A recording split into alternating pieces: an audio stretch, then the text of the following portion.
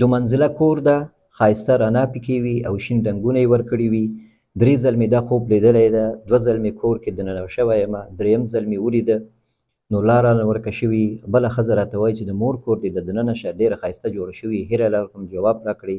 زیات اندېښنه لرم د خوب په اړه، هیله ده ځواب راکړئ. دا یو کمنټ لیکل شوی ده یو ویډیو خوبونو تعبیر کې. هلته یو کمنټ کړی ده پرون، د خوب لیکلی ده او تشویش ده ورته چې دا خوب تعبیر څه شی ده. انشاءالله دا خوب تعبیروو.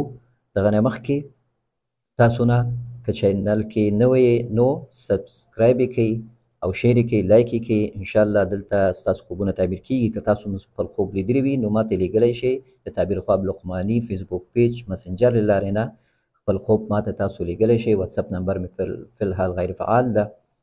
انشاءالله راځو د خوب تعبیر ته. الحمدلله رب العالمین والعاقبة للمتقین والصلاة والسلام على اشرف الانبیاء والمرسلین محمد وعلى آله واصحابه اجمعین. اما بعد.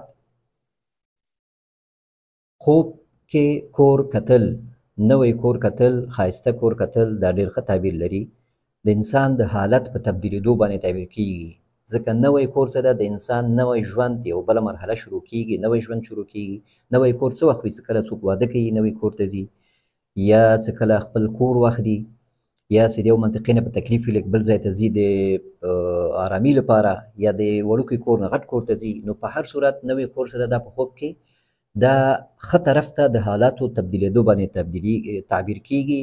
او دا چې تا خوب کتلی ده نو دې نه معلومیږي چې ستاسو حالت ښه طرف ته روان ده. ستاسو د کورنۍ ستاسو خو تا سره له تشویش ده، ویره ده چې دا به څه کیږي. که سفر وي مختم نو هغه، یا که د واده مسلې واده کیږي څوک ته یا بل څوک، نو دغه تشویشونه چې دي دا انشاءالله دا تشویشونه دي الله تعالی ټول رفع کوي او ستا مشکلات حل کیږي. حالت دې ښه طرف ته تبدیلیږي. ته تشویش مه کوه. دا خوب دی 2-3 ځلې تکرار شوی ده. تکرار د خوب څه ده، هغه په خوب کې چې کله خوبونه تکراریږي نو د دې معنا دا ده چې هغه مسله مهم ده. الله تعالی تا ته غواړي یقین درکړي. ته په تشویش یې، ستا منځونه که انسان سره چې کله تشویش وي نو سړي منځونه حتی خرابېږي تشویش کې. نو د دې لپاره چې مسلمان ته تشویش پیدا نه سي، د شیطان دا کار ده چې انسان ته تشویش اچوي. نو د خوبونو په ذریعه باندې الله تعالی بیا ځینې کسانو ته رهنمایي کوي، هغه ته الهام کوي، هغه ته یو خبره زړه کې ورته اچي. کله کله یو نیک انسان ورته برابروي، هغه ورته نصیحت کوي، هغه پرې اثر وکړي. که هغه ونه شي، یو څوک ډېر شکي وي هېڅ شی پرې اثر نه کوي، نو هغه ته الله تعالی په خوب په ذریعه باندې ورته ښیي. او ځینې انسانان چې دي هغوی په خوب باندې بیا ډېر عقیده لري، او ځینې کسان چې دي په خوب باندې بیخي عقیده نه لري. دا دواړه صحیح نه دي.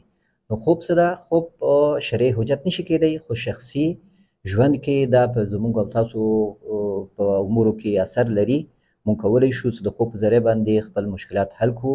ځکه اذان یو شرعي حکم ده. دا د خوب په ذریعه باندې د دې د ترتیب او د اذان ذکر ښودل شوی ده، او د اذان ترتیب څه ده، دا د خوب په ذریعه باندې دا کار شوی. نو کوم مسله کې چې انسان فکرمند وي، استخاره ورته وکړي او ښه په ارامه ښه په طریقه باندې، نو انشاءالله څه یو ښه خوب وګوري نو هغه کې دته اطمینان وي. که دا خوبونه تعبیر هم نشي هم انسان باندې ښه اثر لري. دا ضرور نه ده چې خوبونه یې تعبیر شي حتمن.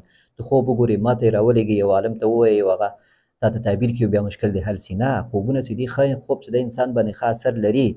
او د ښه خوب نښه هم همدغه ده چې هغه کې سړی فکر کوي چې دې کې شی شته. نو دوی خوب کې هم چې دی وایي چې زه ورته په تشویش یم، نو معنا داسې لږ ډار هم ورسره ده، تشویش هم ورسره ده.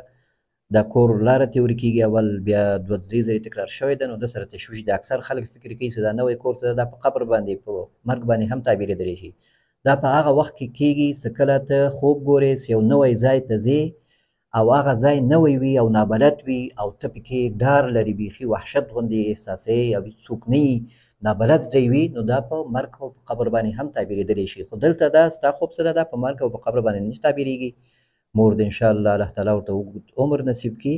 دا په حالت تبدیلو باندې تبدیلیږي، تعبیر کیږي چې ستا د مور حالت انشاءالله ستاسو کورنۍ حالت ښه طرف ته تبدیلیږي. والله تعالی اعلم.